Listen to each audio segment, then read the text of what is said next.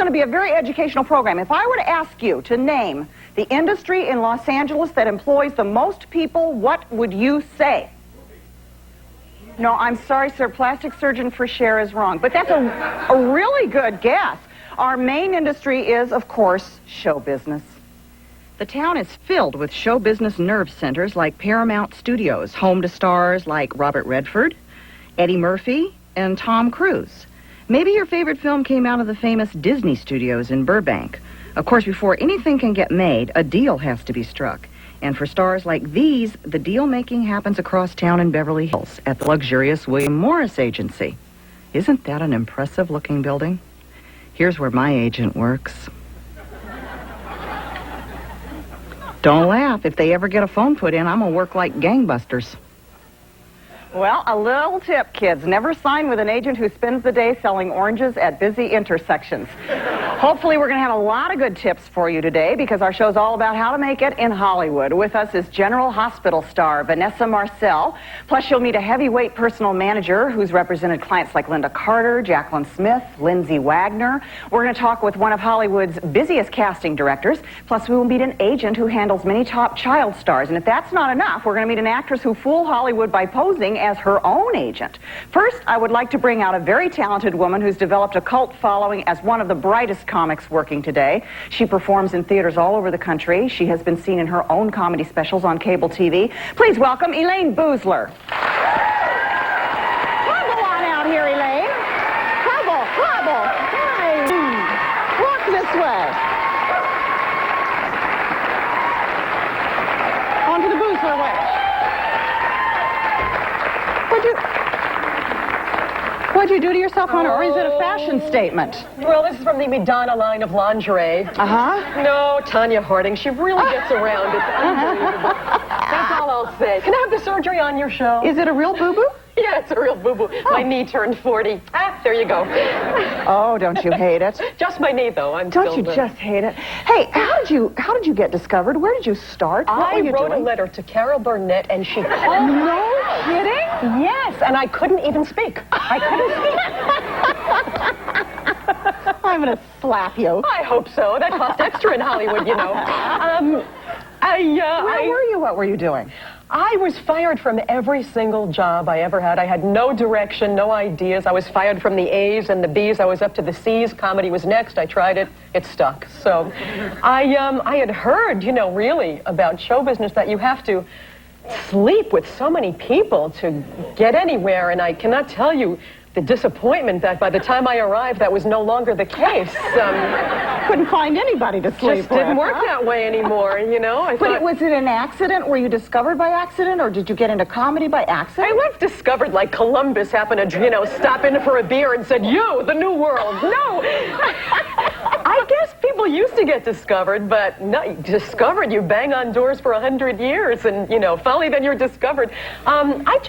You work hard. That's your discovery for the most part, I think. I was a waitress, and I wanted to be a singer. I had taken ballet and acting and all that stuff for years and years. In New York? In New York, yeah. And then I was waitressing because, of course, I wanted to be in show business, so that's the job you have to do. You waitress for a very long time, and I was a terrible waitress. I didn't drink, so I didn't know what the drinks were, and one night this huge table sat down, and you take the whole order at once. It was about 12 people. This was in the 70s. They ordered rum, Coke, rum and Coke, creme de coco, root beer. I had 12 brown drinks on my tray in the same glass. 12 brown drinks, all in the same glass, little red straws, and if you make a mistake, you have to pay.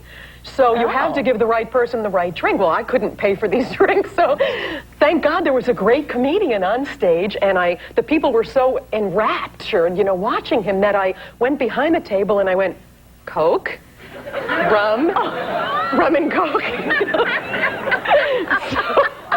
Luckily, I didn't mess up the drinks, and so by the time you got through drinking the drinks, sure, they drank all night, and you were bombed enough to get up on stage and be a comic? Sure, that was it. At the end of the night, they said, "We'll have another round," and I had to say, "I think you people have had enough." So you accidentally got into comedy? It was accidental. It was a great comedy club. The waitresses sang in between the comics, kind of like sorbet, cleanse the palate a little. And I used to sing my 2 songs that I knew every night. Van Morrison's Moon Dance, he's probably turning over, and something else. And one night there was still an audience, and the owner, who would sell his mother to wolves, said, "Oh, look, there's still an audience. Go up and sing." I said, "I sang what I know." And he said, "Well, you're funny. Go up and talk." And I didn't. I was so glad to get off my feet and away from everyone that I thought, fine. And I went up and just talked for an hour. And in the audience was... An hour? I swear to God, an hour. Just standing there, and it was so funny, and I had no respect for it because everything I ever tried to do was so hard. Ballet was hard, I had no turnout. Singing, I couldn't make the notes. Everything was such a struggle that I thought was valuable, and here this was like that. And I said, well, this isn't too valuable. And I came off, and in the audience had been Freddie Prinze, Richard Belzer, Andy Kaufman, a guy named Tom Curley, a great comic. And I came off, and it was like after a gunfight at the OK Girl, they were like, whew, as I went by, they said, that was, I said, what? They said, that was great. I said, you're nuts too, you know, and it took me a while to understand what I had done. Who were there weren't a lot of female comics back when you first started, were there? No, they used to strangle them at birth. So seriously, who were the females when you started Well, out? of course, you know, the stars were Joan Rivers and Phyllis Diller and Toady Fields. Really? And then Lily you're Tomlin. old. I'm older than that. But wait a minute, they're still the stars. And no, I mean, you're sort of a past. I was kind of the missing link between them and then all the new. You know, I was 20 years old. You know, it was the 70s. Was there a big break for you? I mean, something that you can point to specifically that was a breakthrough for you, or has it just been waiting. a long, hard I'm waiting struggle? for that. I think they come in increments. There wasn't one thing like overnight that changed my whole life and I was suddenly known. I've kind of made my fame person by person across the country by touring. You know, I could get elected now. I've shaken every hand in America. And my fame, I think, now is exactly at 50%. 50% exactly. Because I walk down the street in any city in the country and I hear, that's Elaine Boosler. Who? 50%. Exactly at 50%. So. But now, I remember your big special. Well, I've had 9. See, that's how it goes. I think I remember your first. Maybe 1985, right? That was the first big one? The first nice break that shows how wonderful people can be was, the LA Times did an article about female comics and whatever, and it said Joan Rivers, Lily Tomlin, Toady Fields, that's it, you know, Phyllis Diller. And then they said, and coming up, Elaine Boosler, and really I was the only person working who was coming up and doing anything, and Helen Reddy was hosting The Tonight Show that night, and she saw the article. And not knowing me, she called Toady Fields, a great friend of hers, and said, is she any good? I'd never met Toady Fields. And she said, I've heard she's great, put her on. And she did. So and that got me work break. for 5 years. That was just a wonderful thing. But now the first big special that I remember, you financed yourself. Yes. And I didn't do it with credit cards. I didn't have credit cards. Well, that had to be God, that had to be scary. Well, what I learned, you're trying to teach people how to make it and survive. This is what you do. If no one will give you a job, hire yourself. Did that pay off? Eventually it did. I had a little bit of money, and I could not get a special. Every guy had a special. They said, women can't hold the audience. I said, that's funny. I've done it across the country for 12 years. They said, no, we won't invest. And I had a little money. I met a great producer-director, Steve Gerbson, who had a company in New York, and he thought I was great. And he said, I'll help you do this. And he taught me how to produce and direct and do these things. He said, but you've got to get a few celebrities for the openings, so we have, you know, they'll buy it for some reason. 1985, it was the week Bill Cosby became Bill Cosby. He was on the cover of Life that week. He was, you know, that was his week. That was the big breakthrough with the show. And I knew that he liked me. I'd cross paths with him on the road, and he'd quote my latest joke. He was so up on everything. I sent him a letter, truly, in Las Vegas where he was performing. He'll never get it. And the phone rang, same thing. Write those letters. And he did the show. It was incredible. Wow. It was so incredible that I couldn't even do the scene with him because I kept just not being able to breathe. And I kept thinking, it's a mistake. And of course I walked in and the first thing he said was, I don't know you. So I thought it's a mistake. But he was kidding. Well, wait, so the first two important things we have learned are hard work, perseverance, and sex has to come from elsewhere because it doesn't happen in Hollywood. You and I are hanging out in the wrong place. Do you think? Or something. And write those letters. We don't have any friends named Heidi. That's the problem. Write the letters. Stop you. Daytime. Next, we are going to meet a woman who couldn't get arrested as an actress. Have you heard this story? No, Phil. What? Oh, I love this. She posed as her own agent. You haven't heard about this? There you go. Woman? Oh, it's been in the papers. Did she get busted? Did Tinseltown give her the boot? Or did they lay out the red carpet? We're going to find out next. Don't go away. I love this story. You haven't heard about her? Yes, I have. Oh, God.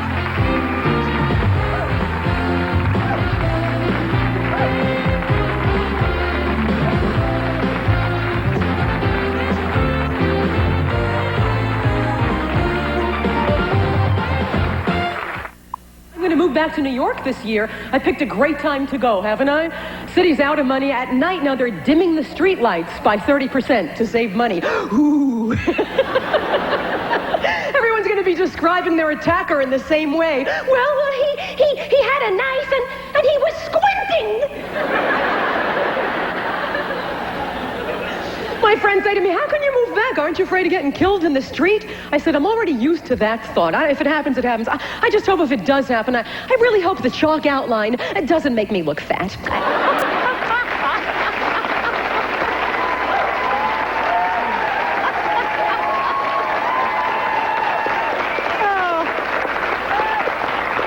Talking about how to make it in Hollywood with Elaine Boozler today. And in this town, you can't appear naked in front of your husband, let alone on TV or the movies, without a call from your agent to set it up. My next guest, after being rejected by 35 agents, decided that she would pose as her own. Please help me welcome Carol Ann Francis. Crazy Carol Ann.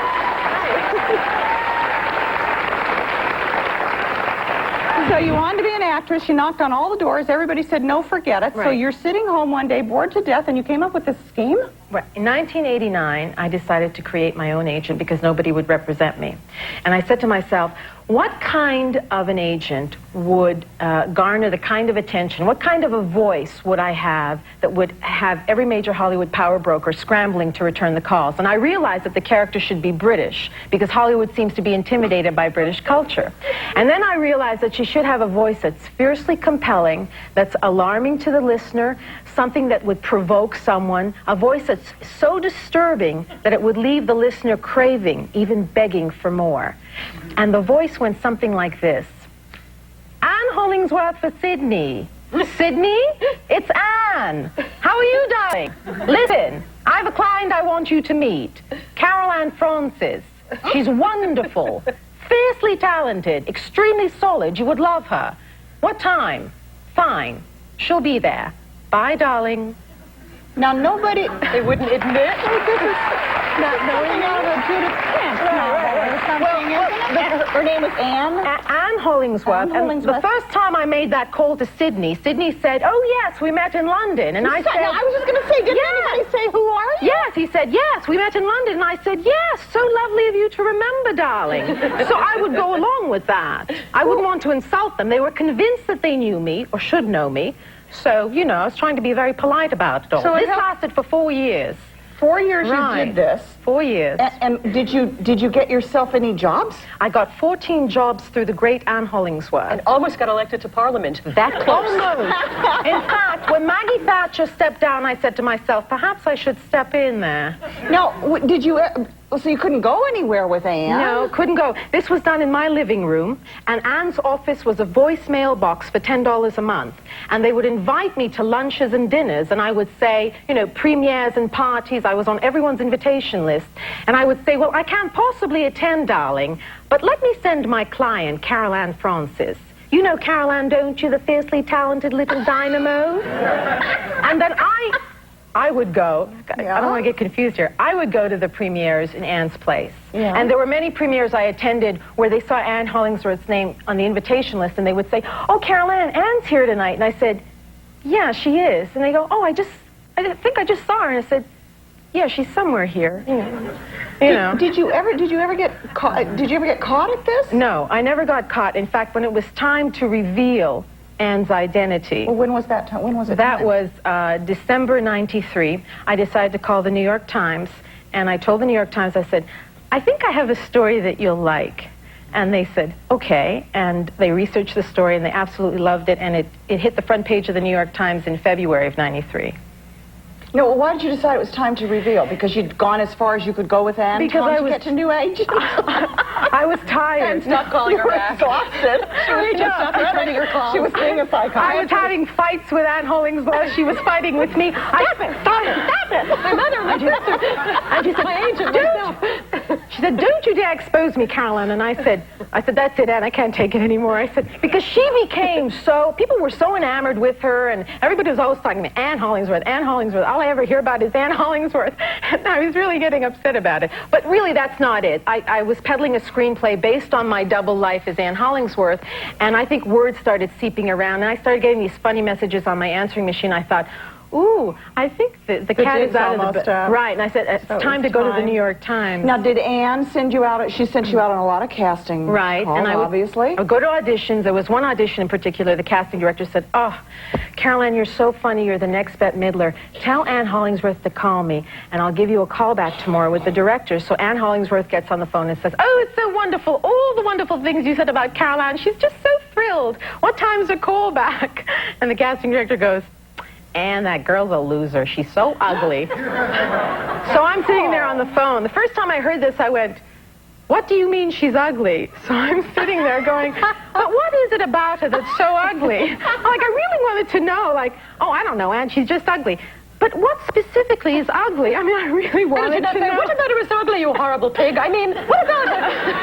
Right. But I said, you know, I kept going, I've never... And Anne started lecturing this person about, you know, poor Caroline schlepping on the bus system, going on her auditions. I don't know how she does it, that poor girl, standing on the street corners in her Anne Klein silk separates.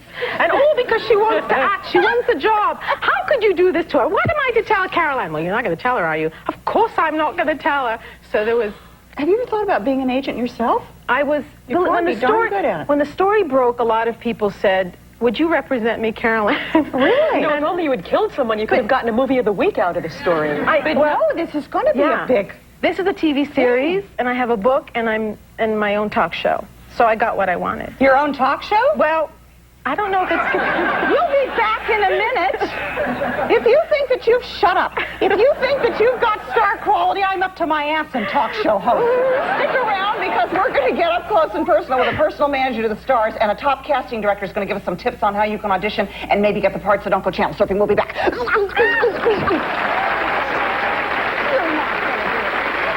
This is a family show. They grew up on television, but what were America's sweethearts really like? The Lennon sisters take off their clothes on stage. Peggy, Dee Dee, Kathy, and Janet reveal the private side of their public lives. I believe my audience can handle this. I used to put my hand on his rear end and dance with him. And you wanted to be a nun. The Lennon sisters relive their greatest memories on the next Vicki.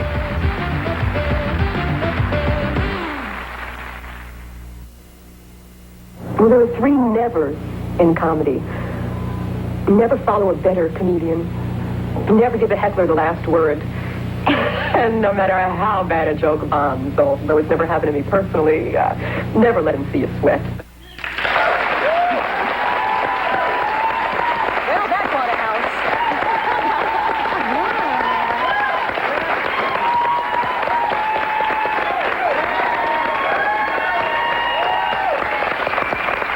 We're talking about making it in show business today, and joining me are my special guests, Elaine Boosler and Carol Ann Francis. She's the actress who pretended to be her own agent. And now joining me is the man who is responsible for launching the careers of Lindsay Wagner, Jacqueline Smith, and Linda Carter. Please welcome manager turned producer Ron Samuels.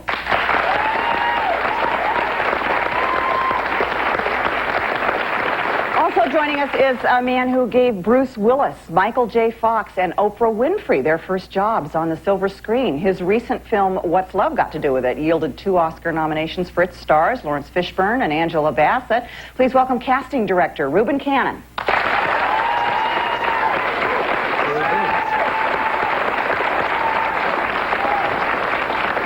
Now, Reuben, you started in the mailroom at... Where'd you start in the mailroom? Universal. At Universal. MCA Universal. Yeah, and how'd you get into casting? I was recruited to come into casting from the mailroom. Now, the mailroom is basically where they just work the hell out of you, don't they? And, Well- and then they decide whether you're worthy of a real Correct. job, sort of? Correct. I mean, you're judged on your potential to be an executive based on how you deliver mail. It was called the Executive Training Program. Yeah. Now, you were a pioneer of sorts, because there were not a lot of black people working Not in 1970. in that side of the industry at Yeah, all. I was the first black casting director in Hollywood. Yeah. So now, tell me about casting, because the only casting sessions I've ever been to have been so frightening. Are you a nice guy in a casting session? Sure. I mean, I don't know if Don't you Elaine find or them Carol Ann, but horrifying? Ron will tell you, what? Oh, he's great. No, they're horrifying. Well, it can be frightening. We try to create an environment so the actors can do their best work because we want to get the best performance. How do you cast? Well, I mean, do you know when you, like, say, what's love got to do with it? You get the script. Yes. And then do you have a preconceived notion of who you want, or sometimes do you, or never do you, or? Very often, faces will appear in the pages of the script, or you'll hear a voice in the script, or you can imagine pretty graphically that actor portraying that role. And you'll say, And you'll call that person and say, I need to see you? Well, then you'll meet with your director and producer and say, this film, I believe, would be great if we could get these two actors. And then you start the auditioning process, the process that you found so frightening, where you have the actor come in and say the lines, and you stare at them and you wait to see if the material comes to life. But that's so hard in a casting session. Because usually there are people like sitting around schmoozing with other people, and you don't get to read with another actor. Sometimes you only read with somebody who's bored and is late for lunch. And Sometimes. But the thing that the actor must remember is that the producer and the director wants the actor to be good. They are as interested in casting the role as you are as getting the role.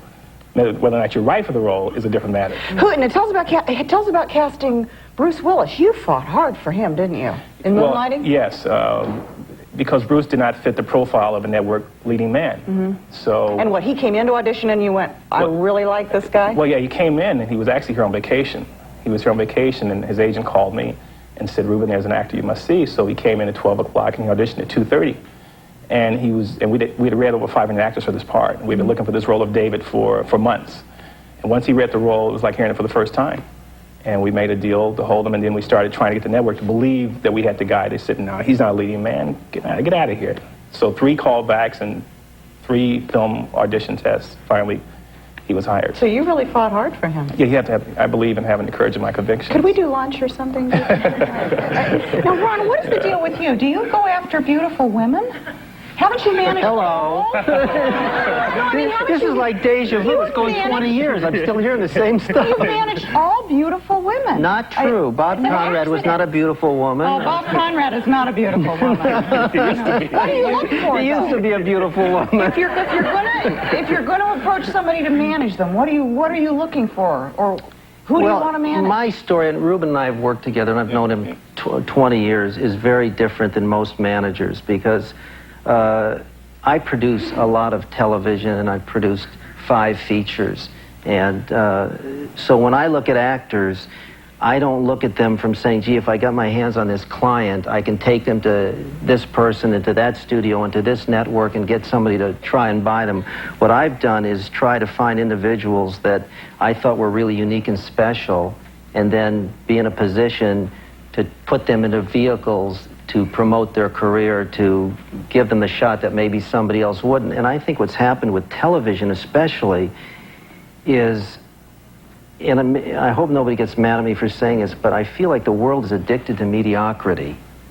And we're seeing so much product on TV that is so mediocre. The performances, the actors that are acceptable in the television shows, and I know Ruben will agree with this.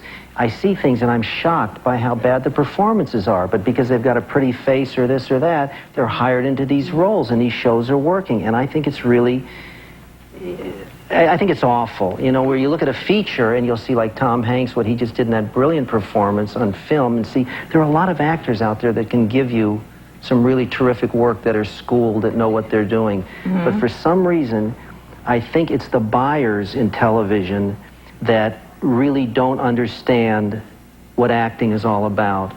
You know, your producers, I see some of the stuff that directors accept in television. I gotta be honest with you, I'm appalled by a lot of it. Do you think that's the case, or do you think that maybe it's the case that production people don't want to be beholden to talent? They want people that are expendable. That's been my experience a lot of the time in television. Really? I hope that's not the case, because the ones that are expendable usually can't make the numbers for a show to work. So if you've got somebody that's special, learn to deal with them, you know? And I think that to bring in talent that you can manipulate or control just because they feel lucky they got the job, if they're not good, I think hurts you. Lindsay Wagner's a great story, too. She couldn't get arrested before she met you, could she? Well, we talk about her when we come back. She did get arrested before she met me, but that's another story. Oh, that and other compelling stories when we return. If you think your little baby ought to be in pictures, stick around, because the top agent's going to tell you if your little Rugrat could be a movie star. And we're going to talk to a lady who books comics for a living at one of LA's top comedy clubs. It's not all laughs. It's a serious show.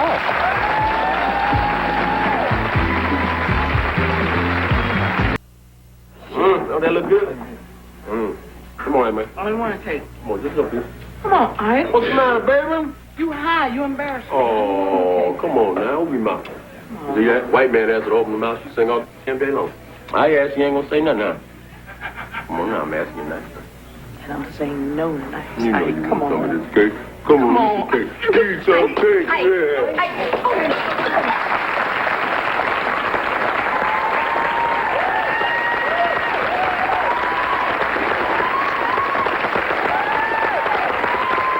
Today about how to make it in Hollywood with my guest stand-up comic Elaine Boozler, Carol Ann Francis, manager turned producer Ron Samuels, and the gentleman that you just saw, casting director, that was a clip from the movie that he cast, Reuben Cannon. And joining me now is a former stage mother turned talent agent for some of Hollywood's hottest young actors. Please welcome Judy Savage.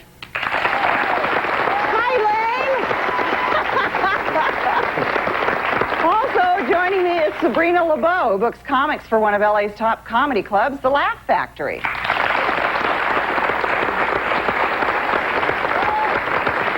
Well, Judy, let's start with you. You were like a classic stage mom, yeah? 3 kids. Yes, I was. All successful. Started out in Detroit 30 years ago with a son who was extremely talented but had asthma. So the only thing he could do was sing and dance and didn't wheeze. So I started writing letters to New York. He did a few plays in Detroit. I wrote letters to New York for a year. Writing letters really works. And to the casting people of MAME. And they finally came, auditioned him, fired the other boy, hired him. I took my 2-year-old, my 5-year-old, and my 9-year-old, and we went on the road for a year. And that started everything. We ended up moving to Hollywood, and the children started working. They worked for 15 years, and then one by one they all went up to college. And I was addicted. You were bored, and you needed kids. Yes, they left me, so I had to get some more. So what do you look for when you take a child on as a client? Well, there's criteria that we go by, but I think the most important thing that I look for is the passion in the child, and then the drive in the mother. I interview the child first, and then I interview the mother. And then there's other criteria, because the labor laws in California, we look for 6-year-olds that are small. We look for blendable kids that fit into families, because usually they hire the adults first and then the children have to match. Outgoing personalities, really good reading ability, a good look, and by a good look, something that maybe you'd like to get to know. They don't have to be gorgeous. But, Are we too old right here? well, you have good looks. What are good ages to get work? Are there specifically good ages? I always say that in my business, the best ages to get started are 6, because they always need new 6-year-olds to play 4. 18, they always need new 18s to play 16, and 65, because all the stars... There you go, guys! Yeah. To play 50-year-olds. Most of the stars won't do it. We're about to hit. Have you ever had a show go so badly that you looked all the way down at the end of the couch and you found your guest like this?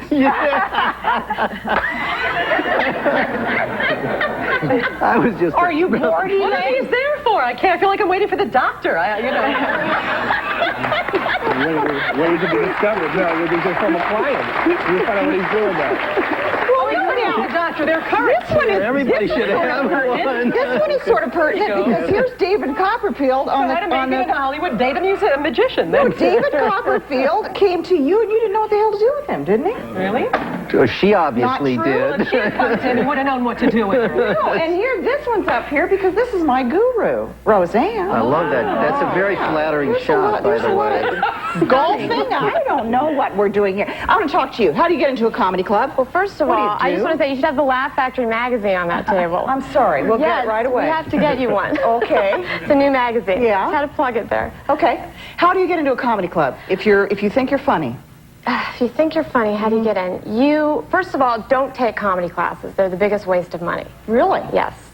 They're a ripoff. I would say try to perform at any club you can. Most clubs, like the Laugh Factory, have open mic nights wherein anyone can go on and do 3 or 4 minutes. And there are open mic nights all over LA, all over the country. Right.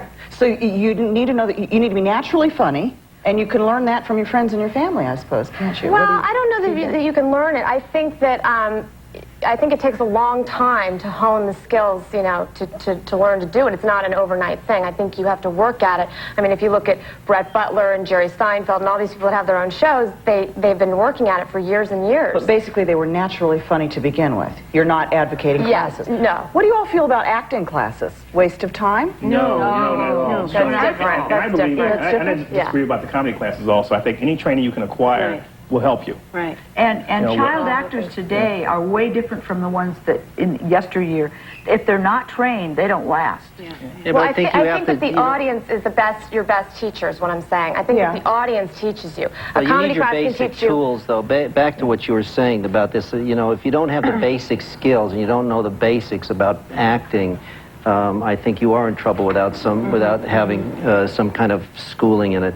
But then it depends on who you go to, because there's a lot of bad coaches around that can can ruin you also. But one thing about acting is an art and it is a craft. It is not an extension of your personality, so people have to be properly trained. And my advice to anybody who's trying to make it in this business is get your training in New York or London and then come to Hollywood and use the skills that you learned in your professional training to get actual work here. Right. Well, and we were talking. I don't agree Did with you find that. a good article, or I could I totally ask you a disagree with question, her. Elaine? When we started, there was more. There were places to train and fall on your face and kind of keep learning. The Carol Burnett You can learn to show. fall on your face anywhere. They're still there. No, don't you think now you have to be really prepared and really trained because you don't know when that break's going to come? I don't think where are the places where you can. But comedy is Comedy, you can't learn it. I don't think it's something you can learn through a class. I think you have to let the audience teach you. You have to listen to what the audience likes and doesn't like. Funny. Definitely, yeah. And I think you have to be trained to be an actor. Yeah, But that's different. I think it's very different. Just to do stand-up, you may be able to just do it with your personality. But you have to be trained if you're going to go on and be have a series of your own. But some of your biggest stars have never been great actors. It's their personality and their persona that gives them their career. Yeah. The ones you love the most that you've seen in roles like Kevin Costner in Robin Hood, which really, if you listen to the accent and you watch the performance, you know, but It was Kevin Costner in The Merry Men. Everybody loves Kevin Costner. I think he's great too, but it wasn't about being a great performer. Discussion here, haven't I? A lot of controversy. I'm just saying I don't think there are like training grounds anymore. You can't go out and just kind of putter around for a few years and hone it. Everyone and you don't know when your break's going to come. It used to be like that, like many things in America. But Vicki, I would say, That's right. I have to take a break. Okay. Save it. We'll come back, Ruben. Stay right where you are, because we're going to find out how one of the baddest girls in soaps got her start. Vanessa Marcel from General Hospital will be here next. I'm hanging out with the Lennon sisters, Peggy, Janet, Dee Dee, and Kathy, the Lennon brothers, Dan, Joe, and Bill, and some Lennon daughters, Little Dee Dee, Jenny, Betsy, and Kristen. Join me for a Lennon family spectacular on the next Vicki.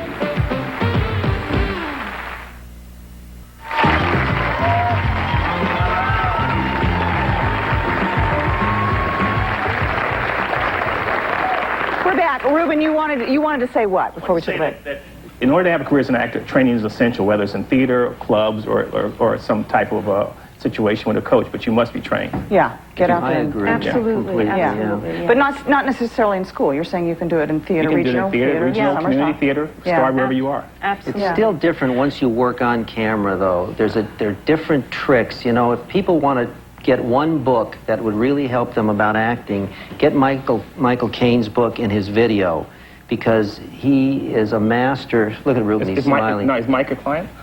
After this. We're arguing about the book now. But that book really teaches people camera technique that from his on-camera experience, it's really interesting and very helpful for everybody. And I have no relationship with it. I'm just telling you it's a great study. If we don't want to know about your personal relationships, we are talking today, if you're just joining us, about making it in Hollywood with a distinguished panel of Hollywood insiders. My next guest is one of the vampiest vixens in daytime television. We're going to find out how the Princess of Port Charles got there. Please welcome General Hospital's Vanessa Marcel.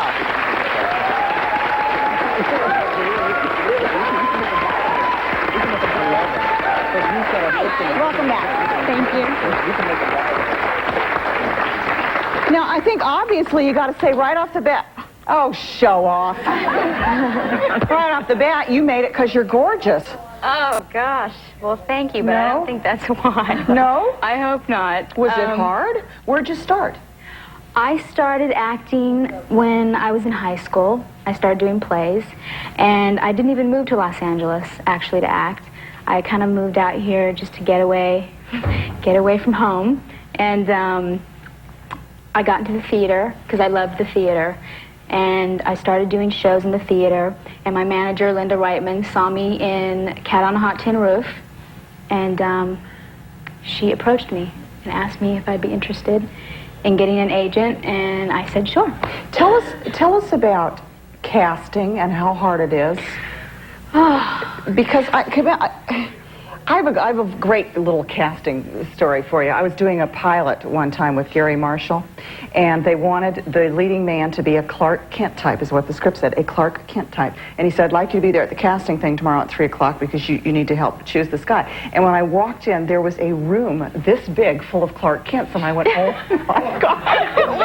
It was the most hysterical thing. Everybody had horn-rimmed glasses, everybody was gorgeous, everybody was hunky. I went, oh, this is a nightmare.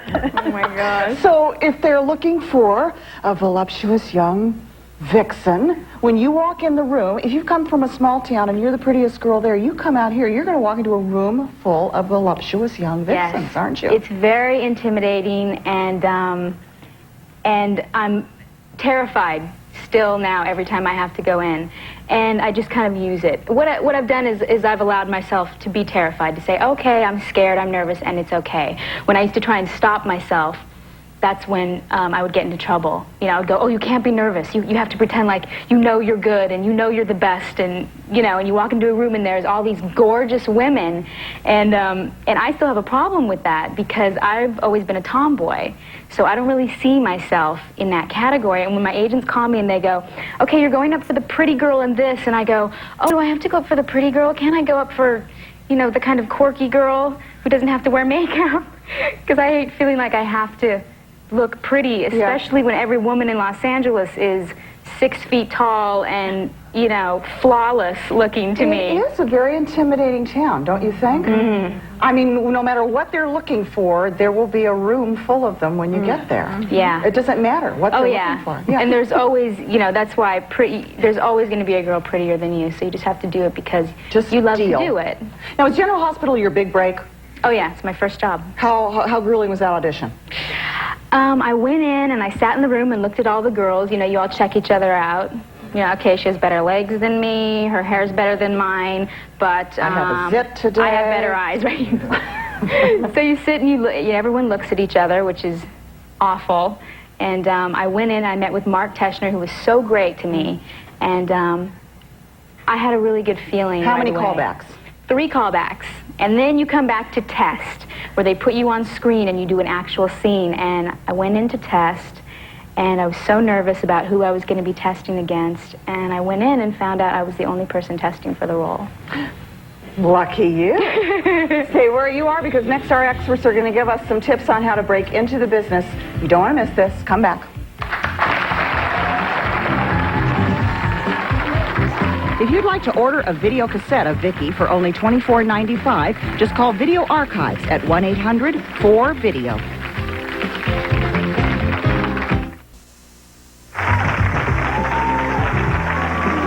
Hold on to your bubbles. We've got a real class act. Peggy, Janet, Kathy, and Dee Dee, also known as the Lennon Sisters. Catch up with those singing siblings on the next Vicki. Oh, and then the two.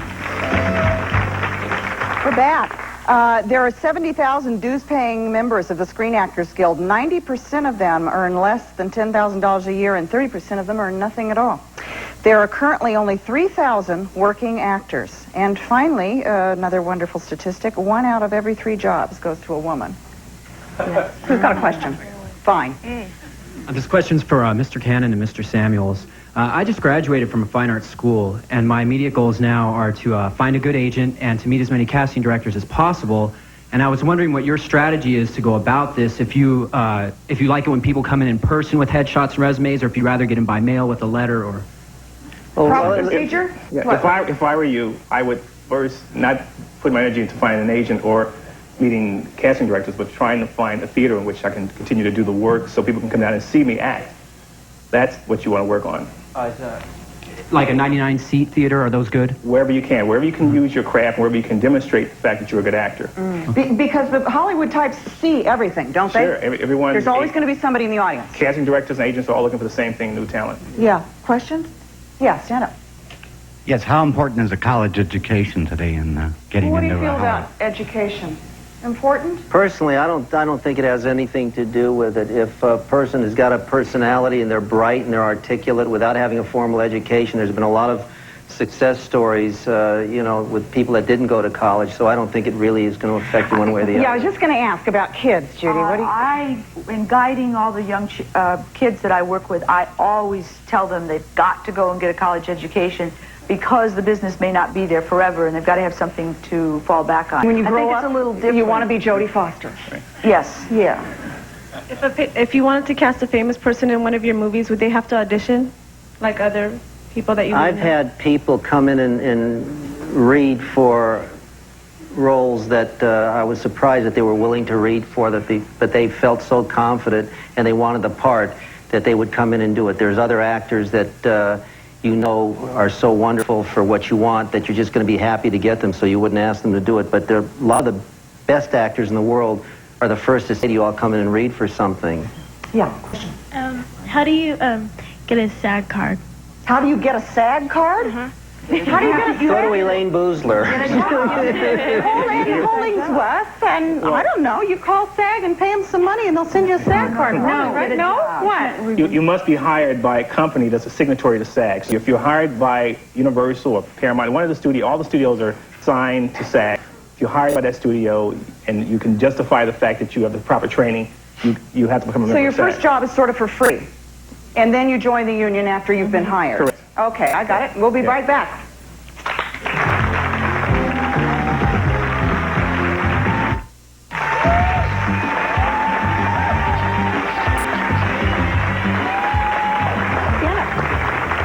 Time for one last quick one. Yeah, I wanted to ask Elaine if, since all these female comedies have their own TV shows, if there's any in the works for you.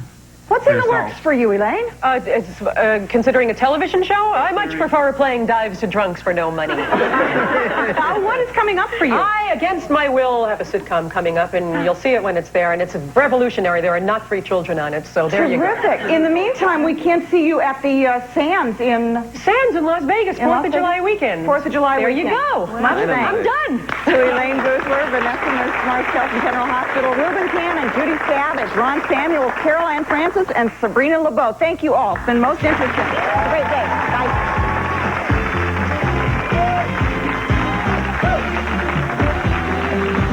Hotel accommodations provided by the Mondrian Hotel, Sunset Strip Chic Hotel, featuring panoramic views from every suite, nightly entertainment, and cutting-edge California cuisine.